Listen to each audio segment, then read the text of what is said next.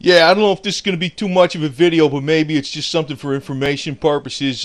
It's not something I'm going to do because I'm not going to waste the money on doing it because I really don't. I don't have a really need for a basis doing it unless I go up north, and I might. Um, it's one thing that when you in the wintertime, one of the biggest problems you got is rust.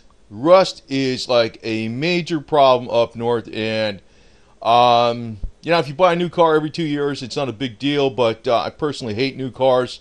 I don't like all the electronic gizmos on them. I don't know. I'd rather fix my own cars, and every time they come out with all this new stuff, it's like you got to buy, a whole bunch of different.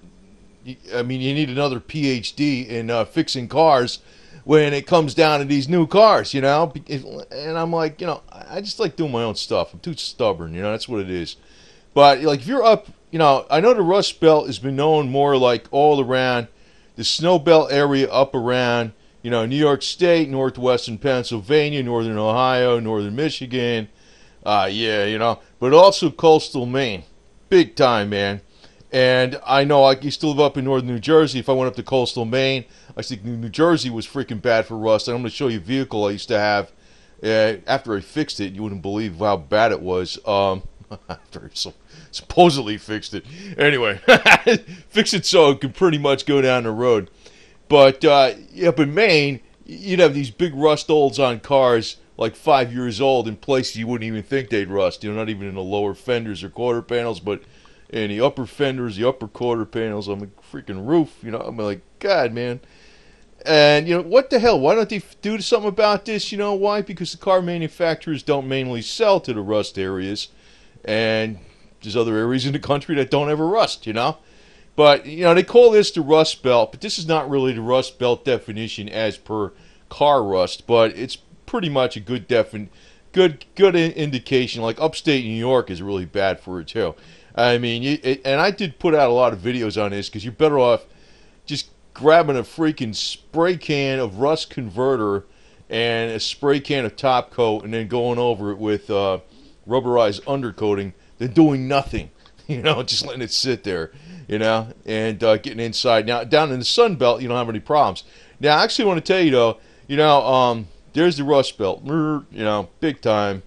But I'm going to tell you, though, Ford came out with the damn aluminum body on the F-150 this year. But, I was looking at the cost to fix these things, man. If you get a freaking smashed up, if you back up into something, and you smash the tail light and you bend the quarter panel or something, you got to straighten that out. It's like double. Like the LED lights on it, I think they said they were $900. $900 for an LED tail light. I'm like, get the hell out of here, I don't know. I mean, this pisses me off because what the hell are they doing with this garbage? They're trying to make the stupid things expensive. I hate new shit. I really do. They come out one thing that's good, and then they come out and they make two other things worse. This is what they constantly do. Aggravates the hell out of me. So I'm gonna give it. I'm not gonna do this, but I was researching this because I got a little Suzuki Jeep. There ain't no rust on it anymore. There was a little bit of rust. Got rid of it.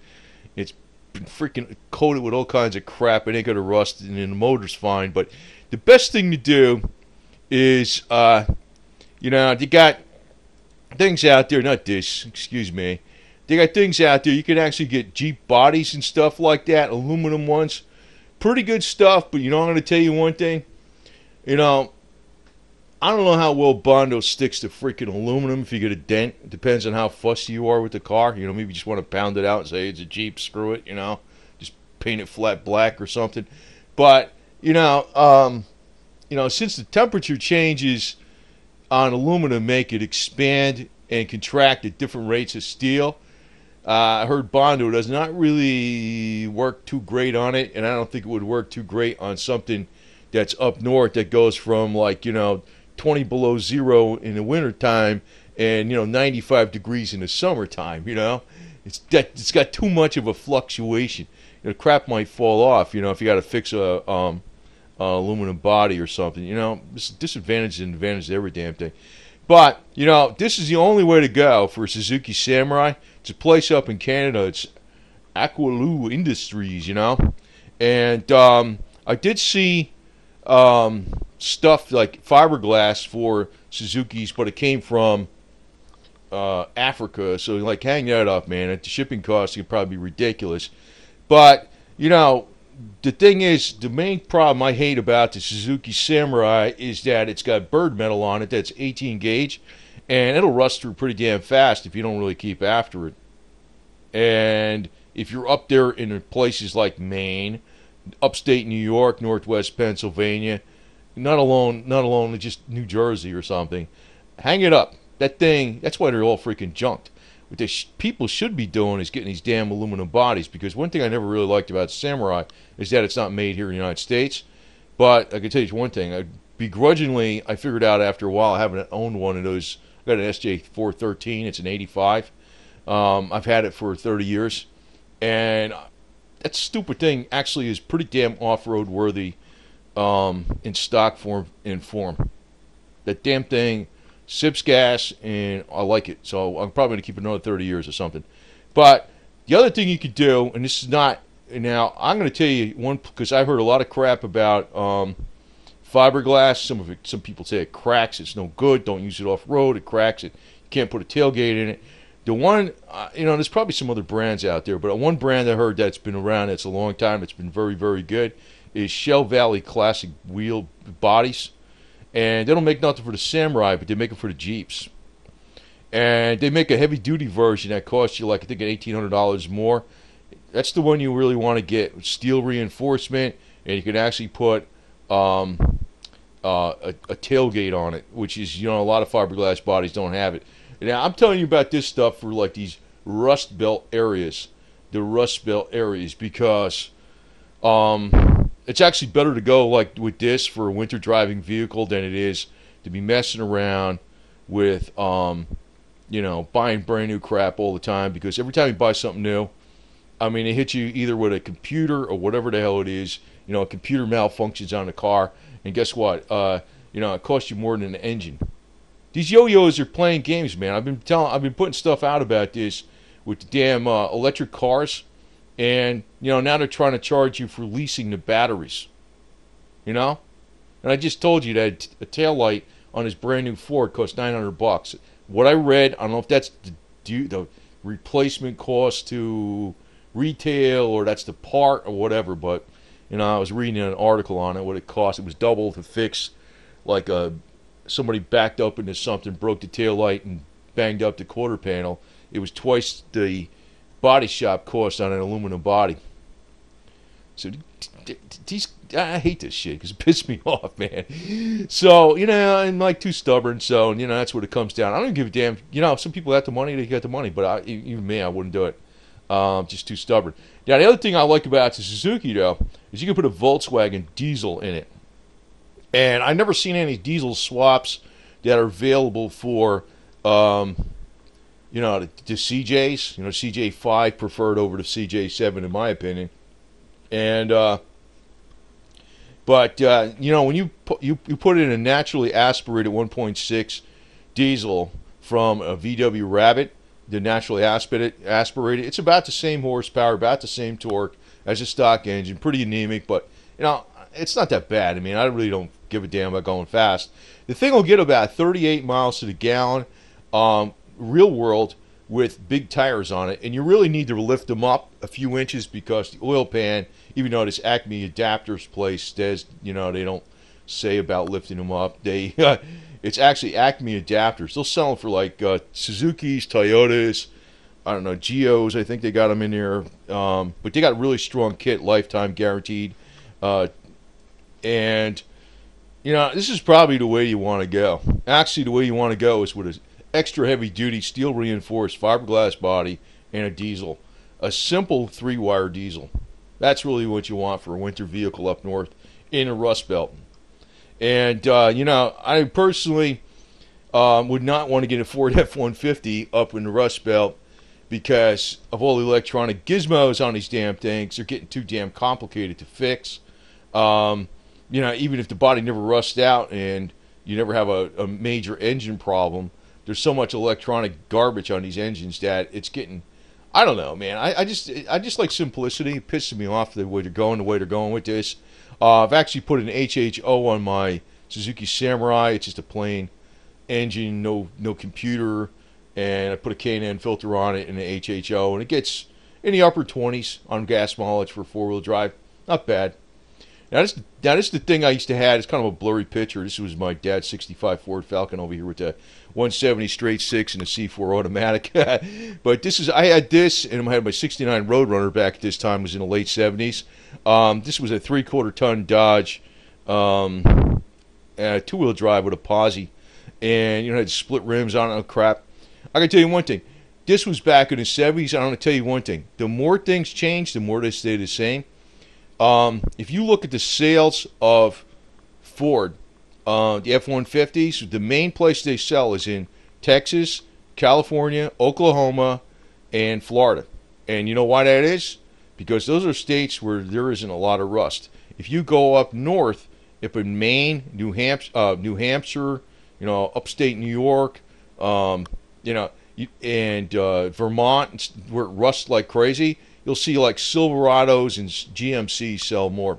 Even back in the 60s, it was the Chevys that held up the best on the cabs. The worst ones were the freaking Dodges, and the second worst ones were the Fords, and the Chevys held up the best. And even to this day, Chevys have been holding up probably a lot better than, I think that changed now because Ford's got the aluminum body, but now Chevy's coming out with an aluminum body in 2017. So that'll be the rust truck, for up north, as long as you take care of the frame. But the other problem is all the electronic gizmos and all the freaking black box tracking of people. You know what I mean? Every new car they got today, they got a black box in it that tracks people. They can disable the car remotely. I'm not buying nothing new. What the hell with them? Forget it. But I had this thing. I'm going to tell you a little story about this damn thing. This 66 Dodge. This was actually in the late 70s. I picked this up. I got it cheap. I don't know. It was like $200-300. I knew it was rusted out. I didn't realize how bad it was rusted out. So I was just like, I'm going to get another cab for it, right? And I don't have pictures of me doing this shit because I never took photos of it. But it was way back when. So I go down to the junkyard and I'm like trying to find a cab. And I had to go all the way out to Alamucci in New Jersey to Cobra's used truck parts. I know that's what it was called back then. And I picked up a cab for like $50, and the guy said it was junk. And I says, well, it's 10 times better than the shit I got. And I had to weld all this crap, and it was like a Frankenstein mobile. And you can see the door didn't match the freaking quarter panel, but it was together, and it was basically, the cab wouldn't fall off while you're freaking driving it down the road. And but the thing was, these Dodges back then up north, they literally rusted out so freaking bad in 10 years that you couldn't even find anything in a junkyard that was worth a shit. Actually, I found something that came from down south that was like, and they wanted $500 for it. I says, screw that shit. I just freaking changed the cab and did all this welding. I got rid of it, and I wound up getting an 81 Dodge 4x4, new, back, a few years after this. Got rid of the Roadrunner shit. Shouldn't have got rid of that bitch. But I'm going to tell you right now, convertible Roadrunner. But I'm going to tell you right now, the best thing to do is you're better off, instead of, I'm going to tell you this, you're better off, don't support the freaking F-150 brand new. You're better off, if you live up in the Rust Belt, you're better off, and if you can't do all the work yourself, get somebody to, change the cab, change the body, and, maybe do some of the wiring, and then you'll put the seats in it, and you put in, whatever, the fenders on it, and the tailgate, and the doors, and all this other shit, where they maybe some parts of it you might have to subcontract out, because you're better off supporting, the independent shops, which the big companies are trying to screw. And I can tell you right now, I put this out before about the electric cars. The electric cars are trying to, and also any of these brand new cars, they're making them so computerized, they're trying to screw the independent shops because they got this digital rights management crap because of all the software. They're making an independent shop so you can't even work on the damn things. Now, I know they got this right to work, this law where, you got to have the right to work on your own car and the access to the code and all this kind of shit. But it's getting to be, they got other laws out there now with this digital rights management that are overlapping that law. And they're really trying to screw the independent shops left and right. I'm going to tell you, man, I don't know, I'm just too damn stubborn. That's really what the hell it is. I will not, I mean, unless it's really freaking screwed up, you know, I will not take my shit anywhere. I'll do it myself. Even if I do it wrong, I'll do it over and I'll do it over and I'll do it over. I'll get the shit right. But if you're up in the Rust Belt, I would recommend, you know, getting an older Jeep or even one of those older Suzuki Samurais and either swapping out with an aluminum body or the fiberglass body. And from what I determined with the fiberglass body is that I mean, they're not the only good brand out there, but I found out that one brand out there that is a really bulletproof brand, pretty much literally, is Shell Valley Classic. And especially if you get the extra heavy duty version, which is like almost twice as much money. It's more money, but it's not crazy money. It's like, I don't know, it's like, I don't want to say, I forgot what it was, $4,000 or some shit altogether, something like that, with steel reinforcement. And, you know, the thing is that when you do this, it's permanently done. That body will not screw up. Actually, a very, very high quality, thick, steel reinforced fiberglass body is probably better than the aluminum because it's repairable, and if it's really thick and steel reinforced, it ain't gonna crack. That aluminum stuff, I don't know what the hell you put over that to make it, you know. That's what I'm thinking about with these new vehicles too. I don't know how the hell. I don't know what's. You know. I don't know what really. You know. Bondo does stick to aluminum, but for how long? It ain't gonna stick like freaking like it works to steel. You know. And like I said, all the electronic shit they're coming out with these damn cars, they're making them so they're screwing all the independent shops. And like down south, like I said, the Ford is a popular. Ford's got the strongest sales in Texas, California, Oklahoma, and Florida. Right you go up in the northeast corner, it's the Chevys, the Silverados, the GMCs, and I swear I think that's because of rust.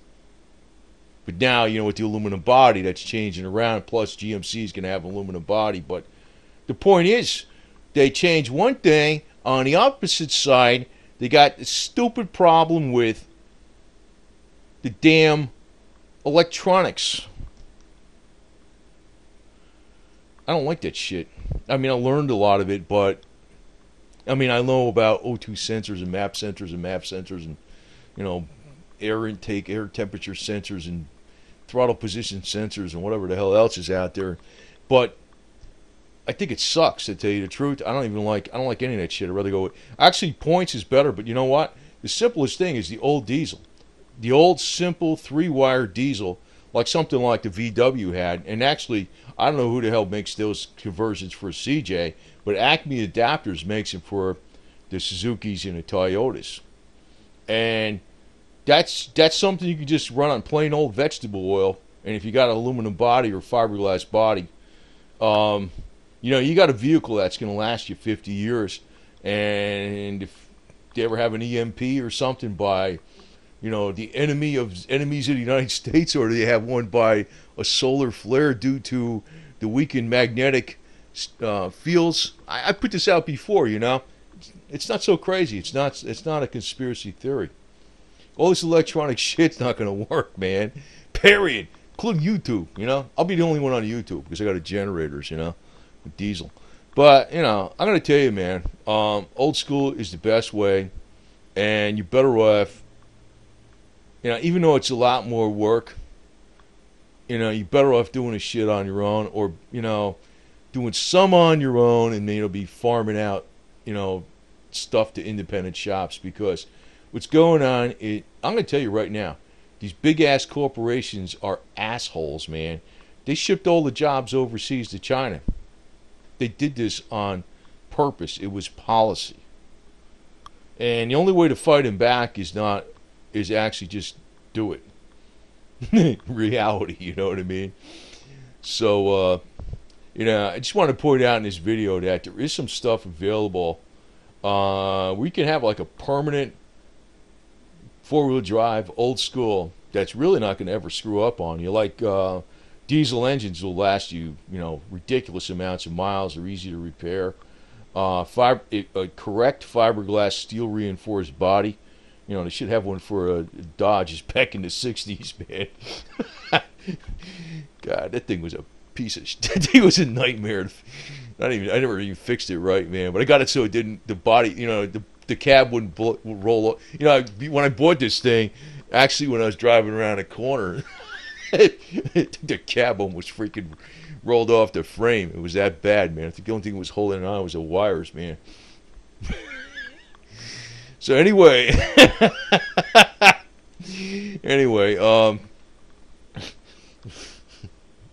recalling some memories, but man, this thing was a bear in the snow, man. The big ass tires and the freaking posi in the back and the chains. But the thing is that up in the Rust Belt, you can still go old school. You don't need to go to new school, and people aren't aware that these things are available. Those fiberglass bodies on the Jeeps are good if you get the name brands that are extra heavy duty and steel reinforced versions. They don't ever freaking screw up. You could have them on it 30 years later. They'll still be solid as a rock. And the aluminum bodies they sell for the Samurais, they're a lot stronger and lighter than the original steel. Am I putting one on my Samurai? No. Because there's nothing wrong with the body that's on there. I mean, I'm not going to change it just for the hell of it. If I got a Samurai that was all rusted out, I probably would, But I'm probably going to get a CJ because the Suzuki's the only freaking foreign car I ever drove that you bought. But the thing is, the advantage of that thing is you can put a 1.6 liter freaking Volkswagen engine in it. And I never heard of a four-wheel drive getting 38 miles to the gallon with big tires on it, where you could actually just run some kind of vegetable oil in it, because the naturally aspirated 1.6 VW, which Acme Adapter sells really strong adapters for that Suzuki, that thing, I mean, you can run anything in it. It's not complicated. It's got no turbo. I mean, you can get the turbo. I wouldn't get the turbo. I get the regular one. You just put vegetable oil in it and run it.